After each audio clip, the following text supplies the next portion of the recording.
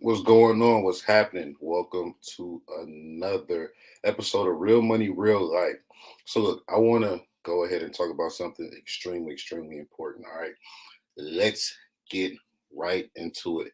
Now, this is going to be the best dating advice for those who are truly ambitious. All right, best dating advice for aspiring entrepreneurs, those who really want to be successful, those who are really ambitious. Okay, check this out. You're wired to chase things, right? You're wired to achieve. You're wired to go get. You probably have a little bit of an addictive personality. And the fact that you truly think that you could be an entrepreneur means that you're a little bit more crazy than most. You're a little bit more risk taking than most. A lot of people are risk averse, but not you because you really believe that you're going to make it and you will. So here is the dating advice that you need. Stop chasing your weaknesses. I'm going to say it again. Stop chasing your weaknesses. Now, Kirk, what do you mean by chase your weaknesses? Stop chasing that person that throws off your algorithm, right? So I'm gonna speak from personal experience. This is for the men right here. It's for my young men, older men, whatever you are. You know that woman that when she comes around, you just can't control yourself. Your whole routine is thrown off. You are just like, baby, what you want to do, when you want to do it, I'll make it happen for you. And it's a genuine feeling. It's not game, it's not trolling, it's not manipulation. You are just like, dang, anything this lady wants, I'm going to do my darnest to give it to her. She calls me, I'm picking up, right? You got to stop that. I know it sounds crazy, right? But look, I'm talking from experience now. I'm talking from experience. You have to find and date somebody who plays to your strengths, not exposes your weaknesses, right? And sometimes two things, like too much of anything could be a bad thing, right? You might think, well, and you might think, oh yeah, that's how I want my lady to make me feel. I want to have a crush on my lady. I want to still be this, that, and the third. And then ladies will hear this and go, oh, I want my man to be crazy over me. I want him to be head over heels, so on and so forth. But let me tell you, no, you don't. You don't know what you're asking for. You do not want your man to be so head over heels for you that he's not protecting and providing, right? He's not living his purpose. You don't want your man to put you before his purpose. I know it sounds good. You want to be first, so on and so forth. But trust me, you're not going to like it when a man puts you before his purpose, right? And that does not mean that he's a sucker. That does not mean that he's soft. That does not mean that you can run over him or anything like that. I'll give you a personal story. There was a young lady that I met several years ago. And from the first moment I saw her, let me tell you what was happening. My cousin was in town. My cousin was in town, and we were going uptown Charlotte, and were drinking like fish. We were drinking like we had a bottle of Jameson fresh out the bottle, and I got out of car. I got out the car. Shout out to the epicenter, RIP to epicenter. We were going to the epicenter, and we saw on our way there. We saw her and her friend. And I never just like to hop out the window, like, let me go talk to this girl type of guy. I've never been that type of dude. Instantly, I'm talking about from jump, my algorithm was thrown off. I literally hop out the car, bam, shove the bottle under the seat, ma'am. I'm sorry. You're just so beautiful. It's just something about you that I'm gonna regret the rest of my night if I don't say anything to you. And I went in the club, and I'm usually a person at this time, like I said, several years ago. I was in my like mid 20s when this happened. So at the time, when I go in the club, I like to party. Not one of those people that like to sit around. I like to party. I like to move. I like to go see people, so on and so forth. The whole night, I just sat there texting her and just telling her how beautiful she was. And I truly meant it. I was like, it's just something about her. Like, this is the one. This is the one. This is the one. This is the one. Oh, by the way, I had a whole girlfriend who I was going through trouble and drama with at the time. You see what I'm saying? Throw my whole algorithm off. This lady threw my whole algorithm off. Like, I wasn't going out just trying to cheat or nothing like that or finding a new one. This is not something that I said to every attractive woman that I met. So little do I know, right? I don't know how I did it, I was so lit, but I woke up in her living room, right? I don't think we did anything. I just woke up in her living room and she was laughing and was like, "Do you remember anything?" And I was like, "No." And when I woke up and I had the worst hangover ever, I still felt the same way. Like, oh my God, I can't believe I'm right here. Like, I was like low key starstruck. Like, this lady is gorgeous. I love it. And her spirit is just so nice and sweet and gentle. I love it here. And you know what? Every day forward, I felt the same way every time I was around her. So now we both stupid over each other. We both dumb over each other. We were just wilding every waking moment I could spend with her. I was trying to do it. Every time I went to work, I was thinking like if I had to work an 8 hour shift, I'm like, all right, 7 hours, 59 minutes till I go and see her. 7 hours, 58 minutes till I go. 7 hours, 58 da, da, da, till till we were able to hang out. Like I told you, had a whole girlfriend at the time, and I was like, "Look, I'm not even gonna try to be funny." I told her straight up. I don't know if she thought it was game or not, but I'm like, "Look, that situation I got over there is about to be done with. It's about to be me and you. I don't regret it. I don't. I'm telling you what's gonna happen. And I'm a man of my word. I'm gonna do what I said. I'm gonna do. I'm going to do it, right?" And so we continue to mess around with each other. Just love everything about it, everything about her, whatever. But I wasn't doing anything but going to work, busting, coming home, busting a nut, repeating the process, and loving every second of it. Right.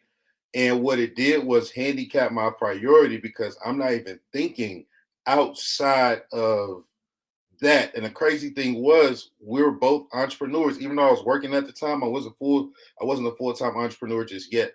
I still had a dream, a goal, a vision that I was working on. And during that era, that was the least amount that I had worked on my goal and dream. I'm giving y'all real transparent stuff. I'm giving you the real. Why? It's because I was chasing my weakness. It's because she was gorgeous. That's the girl you could go to. You could look in the group chat. I mean, you could hit up your boys, your close friends, and when they say, "Yo, who you on?" You show her. They like, I see you. That's the one that Unc gonna be like, oh, I see you. But it was just beyond the looks. It was beyond the looks. It was just something about it. Like I said, we were both down bad. We were both making stupid decisions because for her to be who she is and her character, to still deal with me knowing what I had going on and just taking that risk and go and not knowing if I was lying or not. I actually went home and broke up with my girl, like the J. Cole song say. Like make you go home and tell your girl, hey, it was good. Sorry, I'm about to leave. I can't stay for good. like, you know what I'm saying? Like I was really on that type of time. And I realized that being that deep into somebody, it takes away from your purpose. It's almost like a form of like idolatry because you could put that person so high on a pedestal that now you're not in tune with your purpose. You can't hear clearly, you can't see clearly, you can't think clearly. And then that starts to be, and I'm not even talking about on no obsession stuff, none of that stalking stuff or none of that. I just mean you could just be so into a person and love a person so much that you don't get anything done. And for some of you young men, that's where your problem is. For a lot of you older men, that's where your problem is. See, the thing that happens with guys that we don't talk about, right, is that there's a whole nother version of you that the homies in the group chat don't know because you chase your weaknesses. You get these ladies where your life becomes imbalanced. She's so bad, she's so beautiful. You don't want her hanging around nobody. When she's out, you can't even you try to bad mouth or manipulate or make her feel bad about going out, or you always want to be around, so on and so forth. And some of you ladies do the same thing. But there's a version of you that you don't present to the group chat. There's a version of you that your homies don't know. So what I had to learn was when ladies are telling us about a guy, men sometimes instead of projecting who you are, projecting your character because you're not like that, sometimes it's just good to listen because there's a part of that man that they know that we don't know because he probably pillow talk, he probably act crazy, I've seen it. I've seen it. So we're not talking about the obsessive crap and all that stuff. In my case, it was just that I was not focused on my purpose whatsoever. I was not focused on my purpose whatsoever. I was not focused on getting more clients. I didn't have the hunger, the zeal to get off my job. I was just whatever she want as long as I got enough money. And then she didn't really ask for much either. So whatever she want, as long as I have enough money to get her what she wants, and we can spend time together, she's happy, smiling, and we laughing, kicking it, I'm good. And you can find yourself settling. You can find yourself settling when you do that. So, what do I mean when I say, you want to date a woman who complements your strengths, right? Okay. Yes, your woman could be beautiful. Your woman could be attractive. You're attractive. Your woman can be lovely. Hopefully, she's all of those things, right? But the ones who supercharge you. And I'm not talking about just more beauty. I'm talking about it's just it's imbalanced. It's not even unequally yoked. It's just like it's supercharged. It's like it's too much dip on the chip. You know what I'm saying? You want somebody who you can be attracted to, somebody who's attracted to you, but y'all work together in y'all purpose. So for all the young men, find out who your woman wants to be 5 years, 10 years, 20 years, 30 years, 40 years from now. Find out what the game plan is for her life. Have enough respect because guess what? A lot of these women are saying, I'm not doing that traditional role that I saw my mama, my grandma do, and all of them got cheated on. My daddy, my granddaddy, my great granddaddy, all had families across town. I'm not just sitting at home and waiting for a man to provide for me. And you know what? I'm not mad because there's so much data that says, nah, that ain't gonna play well. And there's a lack of emotional intelligence in a lot of men. We got to be real, where you look at protecting and providing as controlling, right? So you thinking if I'm the one making this money, if I'm the one that got this, that has this house, if I'm the one that has everything, I'm going to control everything. And some women have even put themselves in that, and then you're just not operating out of a pure heart. You just want control. So, young men, I'm telling you, see who your lady wants to be 10, 20, 30, 40, 50 years from now. Is being a mother in her picture? Does she ask this question right here? Here's this question. This is the gym. This is timestamp this right here. Here's the gym. All right. Rank yourself in order from 1 to 3 in the area that you provide the most value in. Ask her this right here, fellas. Rank yourself from 1 to 3 in the area that you provide the most value in. Spouse, employee, friend. You're going to be surprised at most women's answer. You're going to be surprised. Ask her, which area do you feel like you provide the most value in? As a spouse, as an employee, as a friend. 1, 2, 3. You're going to be surprised how many women don't say spouse first. You'll be surprised how many women say I'm a friend first, or my job and my career, I don't put so much energy to this. I'm great at it. I'm this, that, and the third. I'm prioritizing X, Y, Z. So when you see that, you now know exactly how you need to move.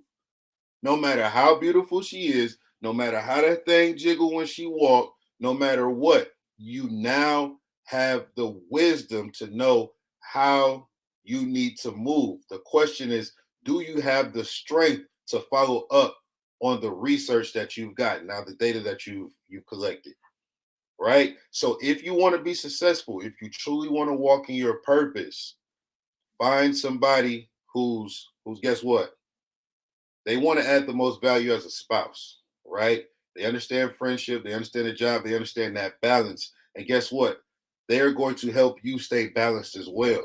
If you find somebody and it's electric, it's toxic, y'all stupid about each other, it's y'all versus the world, y'all to shut everybody else out.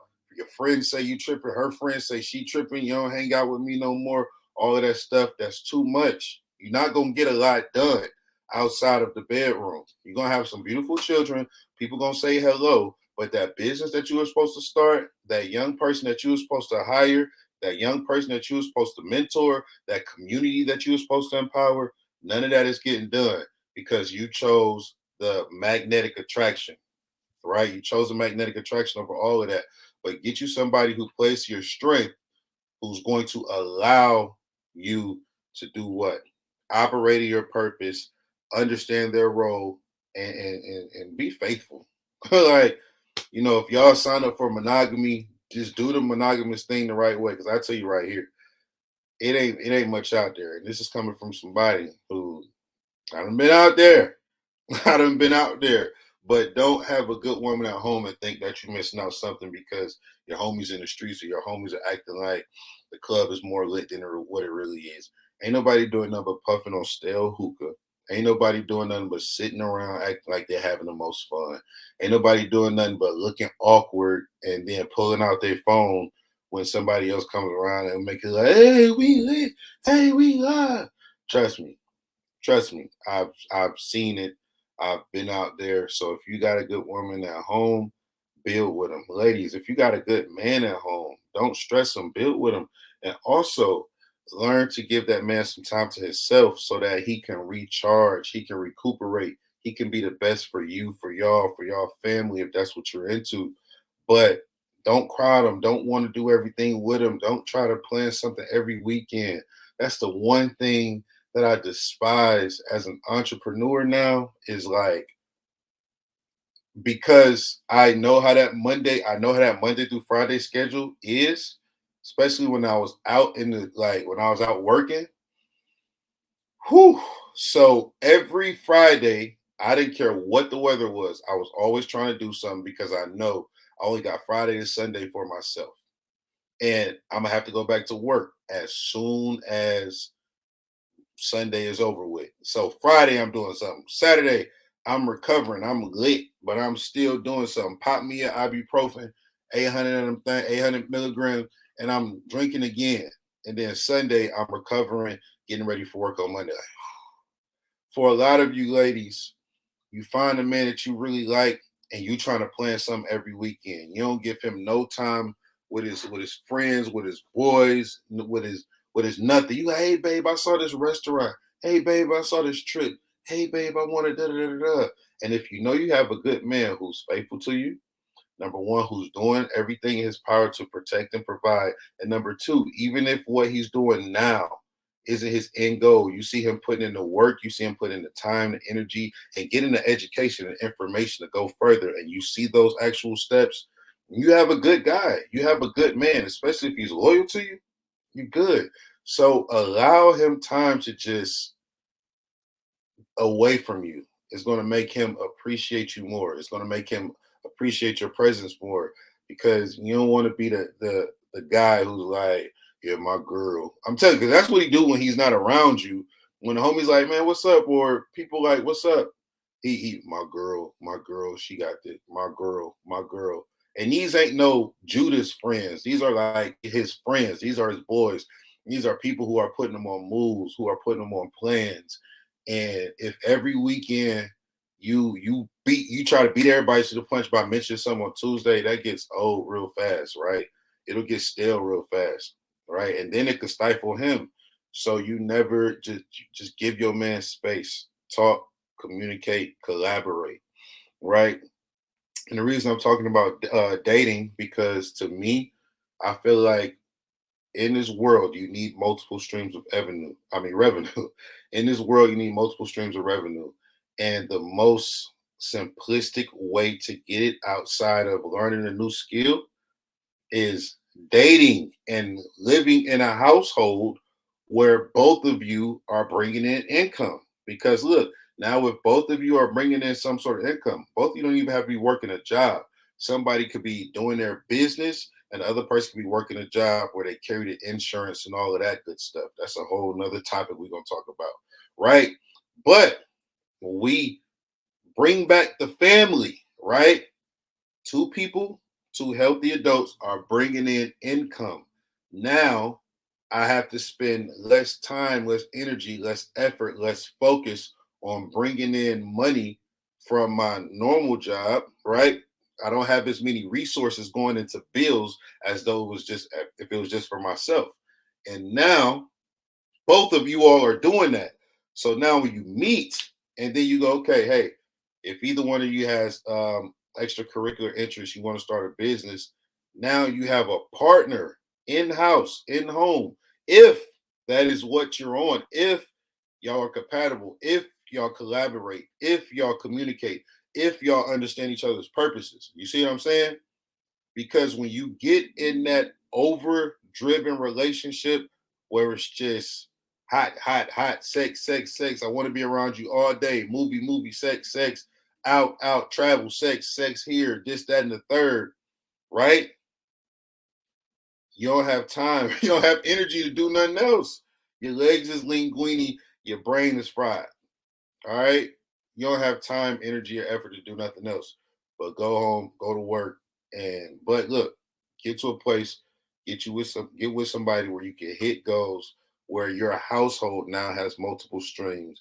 You now, because now guess what? And even if y'all start off going half, I know a lot of young men want to go pay all the bills.